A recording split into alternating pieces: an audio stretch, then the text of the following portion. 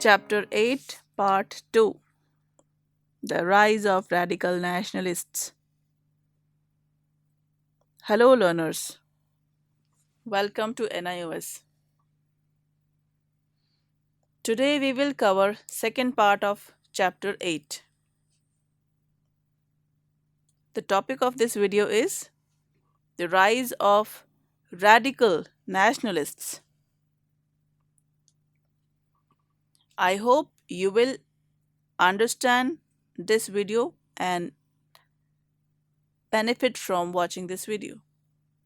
As we have learned in the previous video lesson, that during the beginning of the Indian National Congress, its leaders were called as moderates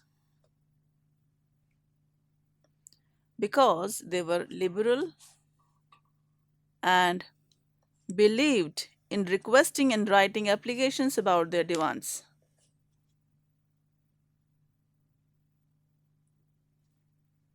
However, later a new group of leaders emerged in Congress called as radicals because of their extreme views.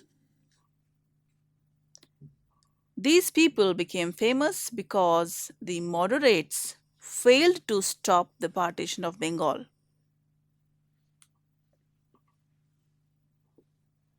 And the main radical leaders were, the first leader was Lala Lajpat Rai. The second main radical leader was Bal Gangadhar Tilak. And the third main radical leader was Bipin Chandra Pal. All these three together were famously called as Lal Bal Pal. In fact, the time period between 1905 till 1918 can be called as the era of radical nationalists, or this is also known as Garam Dal.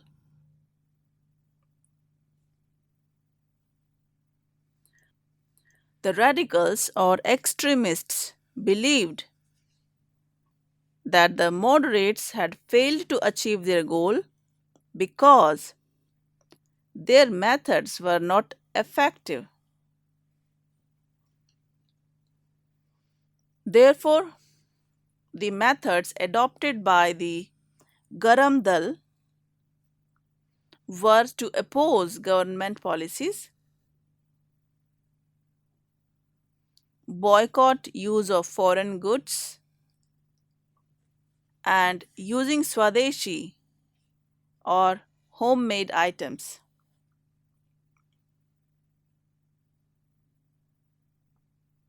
In short, we can say that the radicals did not depend upon the mercy of the British.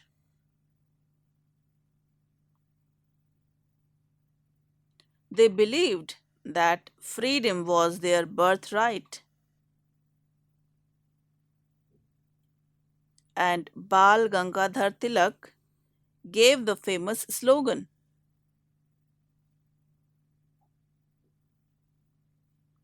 "Freedom is our birthright and we must have it."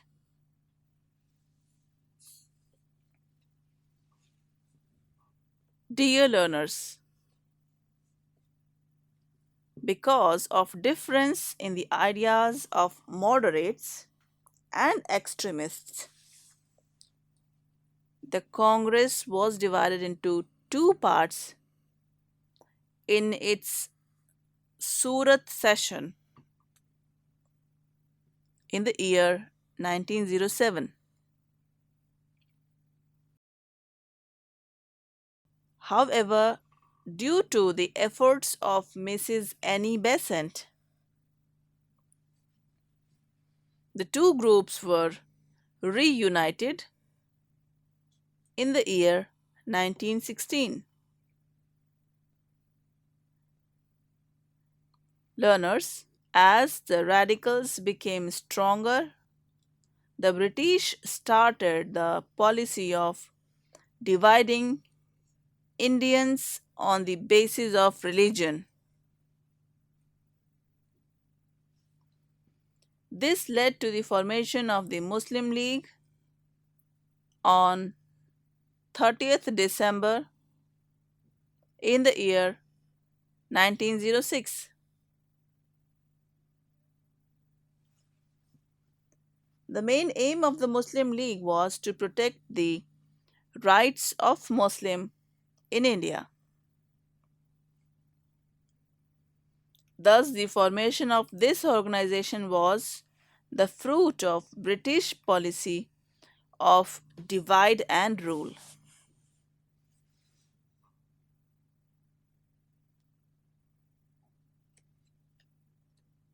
Morley Minto reforms of the year 1909 led to creating more differences between Indians based on religion. According to these reforms, separate electorates were introduced for Muslims, that is, in those areas where Muslims were in majority, only Muslims could fight elections from there.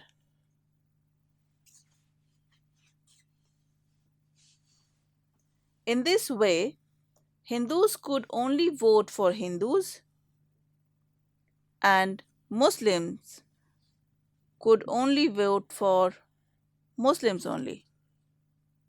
This policy of British was opposed by many people.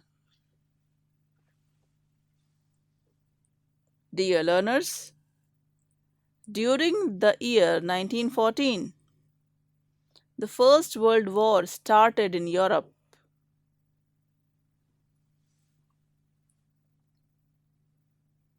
This war was fought between the countries of Europe,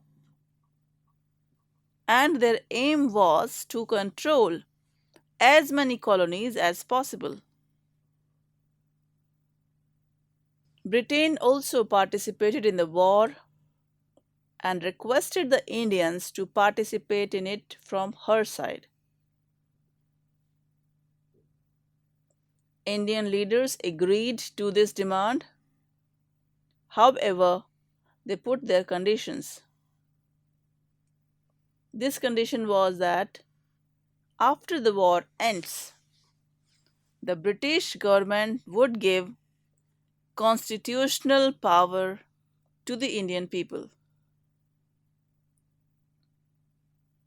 But the actions of the British people during the war made the Indian people unhappy. Now let us understand why. One of the reasons was the British government had taken a big loan during the First World War, and to pay it, they increased rent from land, that is, the land tax in India. The second reason was the British forced Indians to join the army.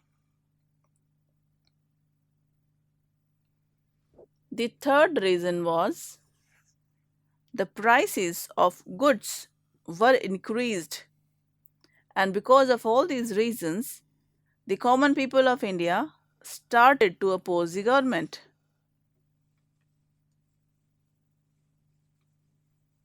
Learners, it is important to note that during this time period, people of different sections of Indian society opposed the British rule and policies, while the farmers started movements against them. Many students left their studies, many lawyers stopped doing their work. The most important thing is that the women joined this movement in large numbers. We have already studied that the Naram and Garam Dal of Congress party came together in 1916 at the Lucknow session of the Congress.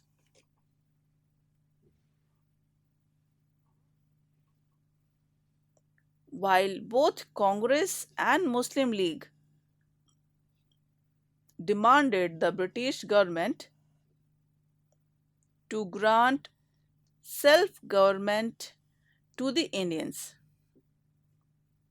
the government could no longer ignore the demands of the Indians, and in the year 1919, Montague Chelmsford reforms were introduced.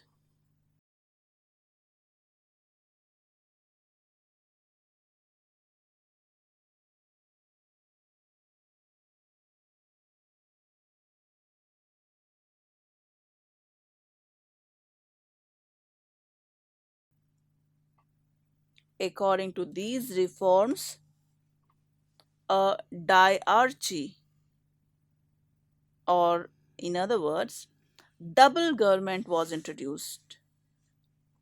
Learners, you just saw a new term, diarchy.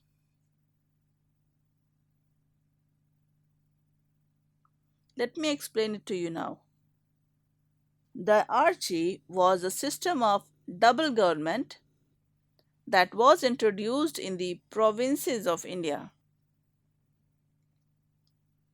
According to this law, both Indians called ministers and British called councillors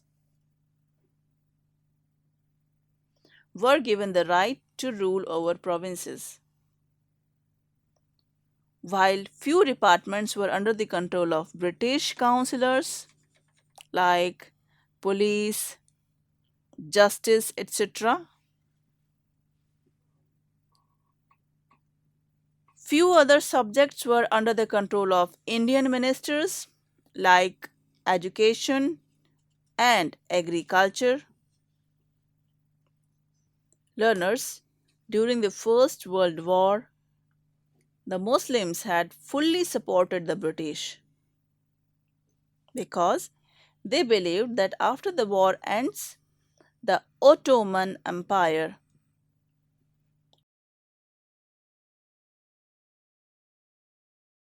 or Turkish Empire will be united under the control of Khalifa because he was the religious and political leader of all Muslims around the world.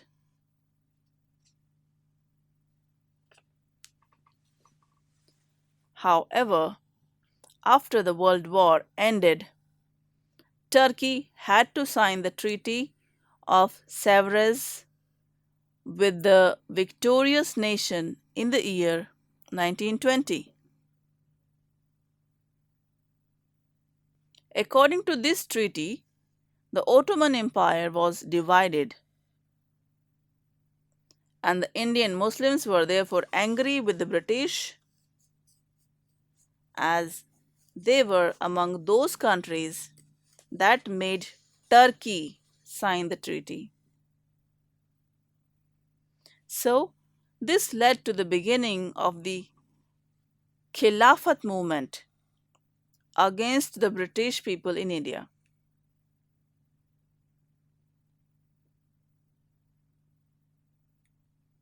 The leaders of this movement were Shaukat Ali and Muhammad Ali.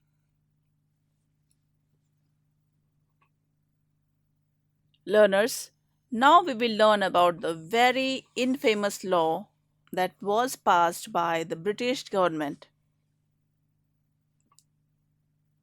We are talking about the Rowlatt Act. Rowlatt Act was passed in the year 1919.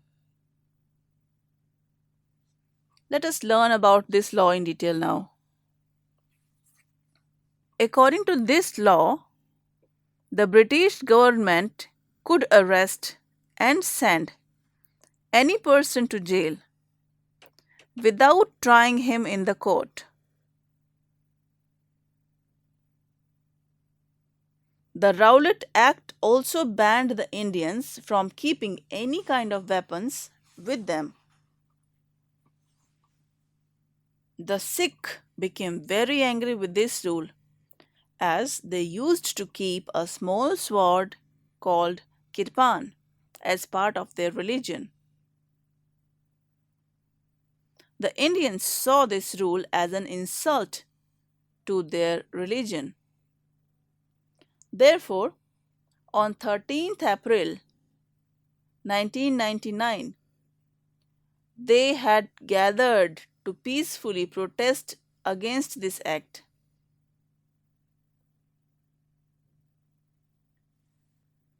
Learners, do you know where this gathering took place? Let me give you a hint. That place was situated in the state of Punjab. Yes, you guessed it right. It was the Jallianwala Bagh in Amritsar. While the people had gathered for a peaceful reason, however, the English officer General Dyer entered the park with his soldiers and ordered them to shoot the people present inside the park. The gates were closed, therefore, men and women and children could not run out of the park. Within a few minutes, thousands of people were killed. This incident became famous in history as the Jallianwala Bagh massacre. This incident is considered a black spot in the history of British rule in India and led to spreading of anger against the British people in the country. With this, we have come to the end of this video lesson. Let us quickly revise what we have learned in this video lesson so far. First, we came to know about the rise of radicals or extremists in the Congress. Second, we learned about Congress was divided into two parts in the year 1907 and it was reunited in the year 1916. Third, we learnt about the British policy of divide and rule that led to the formation of the Muslim League.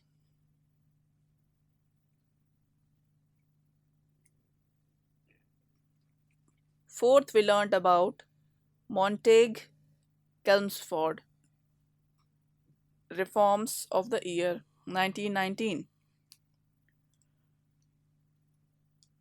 and introduction of diarchy. Fifth, we learnt about Khilafat movement.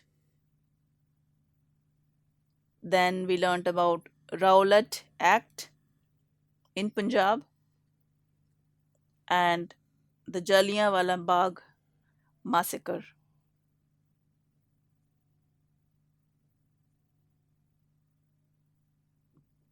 Learners, that's it for today. I hope you must have learned a lot from this video. If you have any query, you can email us at signlanguage@nios.ac.in. For more educational videos, you can subscribe to our NIOS channel. You can also visit our website for more information. Our website address is www.nios.ac.in.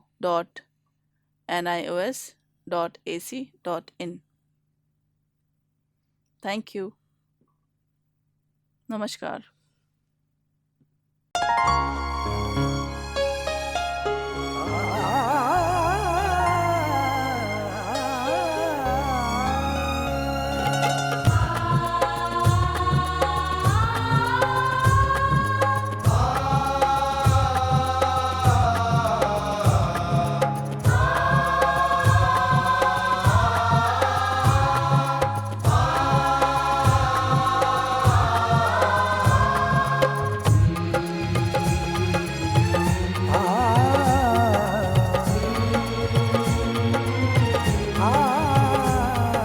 जीवन ये प्रकाशित करने राहों को आलोकित करने,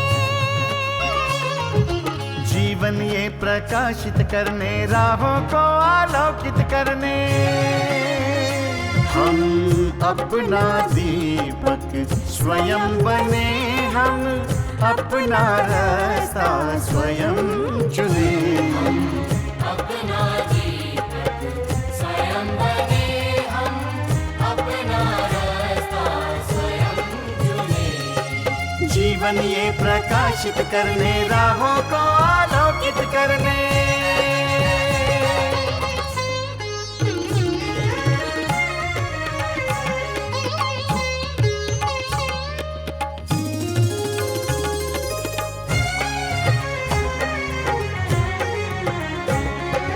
धन साधन समय की सीमा से विद्यालय जो मुक्त हो, धन साधन समय की सीमा से विद्यालय जो मुक्त हो। कभी पढ़े हम कहीं पढ़े वे विषय की लोच से युक्त हो, कभी पढ़े हम कहीं पढ़े वे विषय की लोच से युक्त हो। मित्रों हम उठे और जागे, मंजिल आने की ध्वनि सुने, हम अपना दीपक स्वयं बने, हम अपना रास्ता स्वयं चुने।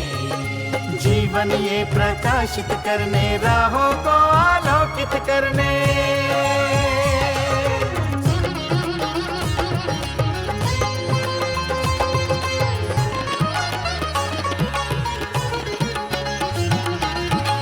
राष्ट्रीय मुक्त विद्यालय का है द्वार खुला सबकी खातिर।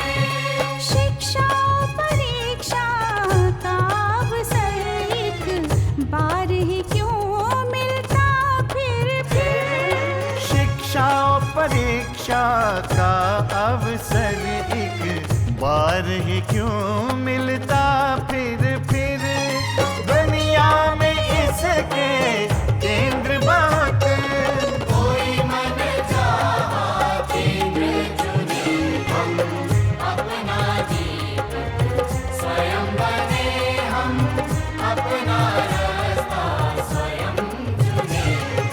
कोई मन चाहा केंद्र चुने,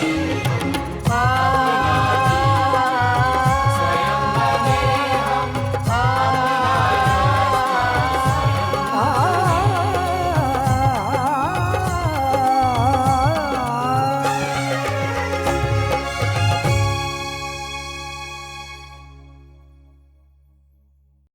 जुलाई 1979 स्थापना हुई एक ऐसे संस्थान की जिसने जलाया एक ज्ञान दीप, जिसने पूरे देश में शिक्षा का उजाला फैलाने का बीड़ा उठाया।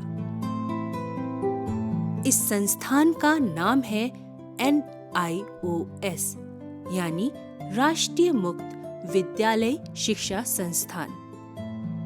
स्कूल से बिछड़े विद्यार्थियों, महिलाओं, ग्रामीणों, सुविधाओं से वंचित वर्गों और दिव्यांगों को मिली आशा की एक नई किरण। ऐसी विशेषताओं के साथ स्कूली शिक्षा जिसका नियंत्रण खुद विद्यार्थी करता है। किसी भी समय दाखिला, माध्यमिक पाठ्यक्रम में बिना प्रमाण पत्र के दाखिला, कोई ऊपरी आयु सीमा नहीं, घर पर रहकर अध्ययन करने की सुविधा, एक ही विषय में अध्ययन की सुविधा, वोकेशनल तथा शैक्षिक विषयों को जोड़ने की सुविधा, अपनी शर्तों पर अध्ययन करने की सुविधा, दूसरे बोर्ड से पास विषयों का क्रेडिट ट्रांसफर, जितने चाहे उतने विषयों में परीक्षा देने की सुविधा, जब चाहो तब परीक्षा। NIOS में विद्यार्थियों के लिए अनेक कोर्स उपलब्ध हैं। ओपन बेसिक पाठ्यक्रम, माध्यमिक और उच्चतर माध्यमिक पाठ्यक्रम, वोकेशनल पाठ्यक्रम, जीवन समृद्धि पाठ्यक्रम और शिक्षाओं की अनेक दिशाएं भी। ITI विद्यार्थियों के लिए शिक्षा, सेना के जवानों के लिए शिक्षा, बुनकरों और आशा वर्करों के लिए शिक्षा।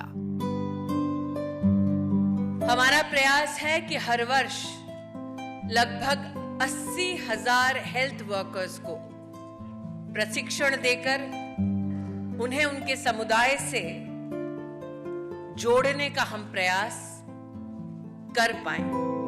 विद्यार्थियों के लिए NIOS में मौजूद है पढ़ाई के अनेक साधन। मुक्त विद्यावाणी पर प्रसारित personal contact programmes, community radio पर प्रसारित ज्ञान बढ़ाने वाले कार्यक्रम, किताबें, कक्षाओं में मार्गदर्शन, अनुशिक्षक अंकित अभ्यास। आज राष्ट्रीय मुक्त विद्यालय शिक्षा संस्थान का प्रकाश देश विदेश में फैल गया है। देश भर में 20 क्षेत्रीय कार्यालय, 5 उप क्षेत्रीय कार्यालय, 6,000 से ज्यादा अध्ययन केंद्र, मध्य पूर्व और नेपाल में भी अध्ययन केंद्र। अब तक NIOS का लाभ लाखों विद्यार्थी उठा चुके हैं। 30 लाख से ज्यादा दाखिले हो चुके हैं। 22 लाख से ज्यादा विद्यार्थी सफल हो चुके हैं। हर साल 5 लाख से ज्यादा दाखिले होते हैं और 9 करोड़ से ज्यादा विद्यार्थी साक्षरता कार्यक्रम की परीक्षाओं में बैठ चुके हैं। I am very happy to know that the NIOS is the largest open school in the world. यही नहीं, संस्थान पेशेवर व्यक्तियों के लिए वरदान साबित हुआ है। खिलाड़ी, कलाकार, लेखक, संगीतकार, साहित्यकारों के लिए। संस्थान के गौरवशाली विद्यार्थियों में शामिल हैं जानी मानी boxer Mary Kom, violinist L Athira Krishna, squash player Deepika Rebecca Pallikal, tennis player Somdev Varman, actress Muktha Elsa George और Leema Babu, skiff sailor Varun Thakkar, car racer Armaan Ebrahim, vocalist Ganesh Viswanathan और बहुत से प्रतिभाशाली व्यक्ति। आपको जानकर खुशी होगी कि अब हम आर्ट्स, साइंस, कॉमर्स जिन क्षेत्रों में 12वीं का सर्टिफिकेट दिया जाता रहा है, अब हम हुनर के क्षेत्र में, वोकेशनल एरिया में भी 10वीं और 12वीं का सर्टिफिकेशन करेंगे। तो वो बच्चे जो कृषि से जुड़े हुए हैं, कारपेंट्री से जुड़े हुए हैं या दूसरे क्षेत्रों से जुड़े हुए हैं, वो अपने ही क्षेत्र में काम करेंगे, सीखेंगे, हुनर पैदा करेंगे अपने में और सर्टिफाइड भी होंगे कि वो सर्टिफाइड कृषक हैं, खेतिहर हैं। तो आज तक जो हमारे देश में ये सोच रही है कि आप 12वीं पास तभी कहे जाएंगे जब भूगोल, अर्थशास्त्र, भौतिकी ये पढ़ेंगे, अब ये समय बदल गया है। प्रगति के पथ पर हर कदम आपके साथ। राष्ट्रीय मुक्त विद्यालय शिक्षा संस्थान।